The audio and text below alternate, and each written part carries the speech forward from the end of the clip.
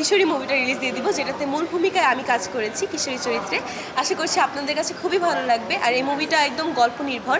আমাদের এই বাংলাদেশে, এই সমাজে এমন অনেক ঘটনা ঘটে যায় যা কিনা আমাদের চোখের আড়ালে ঘটে। সো এরকমই একটা ঘটনা নিয়ে কিশোরী নির্মিত।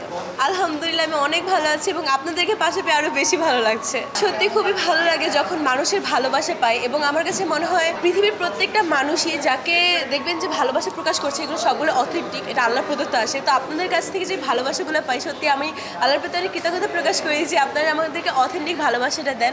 এবং আমরা আমি নিজে একজন সিনেমা প্রেমী হয়ে খুবই ভালো লাগছে যে এত মানুষ আজকে সিনেমা দেখতে এসেছে। সত্যি খুবই আনন্দিত আমি। পাপার সিনেমা মানেই তো আমার কাছে অনেক বড় কিছু, বিকজ আমি ছোটোবেলা থেকেই পাপার সিনেমা, মুভি, এরপরে নাটক দেখে এসেছি। এবং তার থেকে বড় কথা কি, আমি না রিয়েল লাইফের সাথে রিলেট করতে পারি পাপাকে, বিকজ পাপা সবসময় খুবই ন্যায়ের সাথে চলে এবং পাপা কখনো অন্যায়কে প্রশ্রয় দেয় না।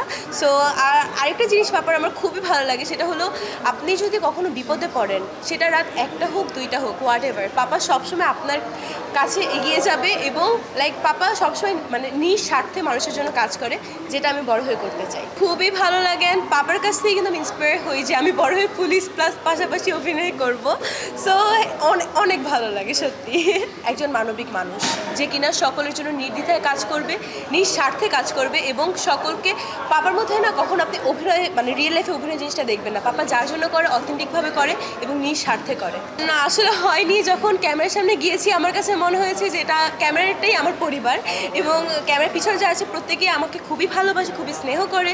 এবং আমি আমার ডিরেক্টর থেকে শুরু করে প্রযোজক, পরিচালক এবং অভিনেতা, অভিনেত্রী এবং প্রত্যেকের নিকট, লাইটম্যান থেকে শুরু করে ক্যামেরাম্যান, সকলের নিকট অনেক বেশি কৃতজ্ঞতা প্রকাশ করছি। কারণ তারা যদি আমাকে আজকে সাহায্য না করতো, আমি কখনোই সিনেমাটা পরিপূর্ণভাবে করতে পারতাম না। এবং আমি জানি না আমি কতটুকু ভালো করেছি, সেটা তো আপনারা বলবেন। অনেক ভালো কেটেছে এবং আজকে আপনাকে পেয়ে আরও বেশি ভালো কাটছে।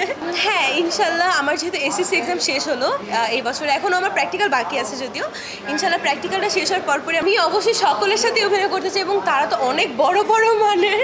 এবং আমি যদি বাংলা চলচ্চিত্রে যারা আছেন অভিনেতারা, অভিনেত্রীরা, তাদের সাথে যদি আমি কাজ করতে পারি, তাহলে আমি নিজেকে ভাগ্যবান মনে করবো। কারণ আমি কিন্তু তাদের একদমই যোগ্য নই, আমি নিজেকে যোগ্য করার চেষ্টা করছি। ইনশাল্লাহ দেখি কতটুকু পারি।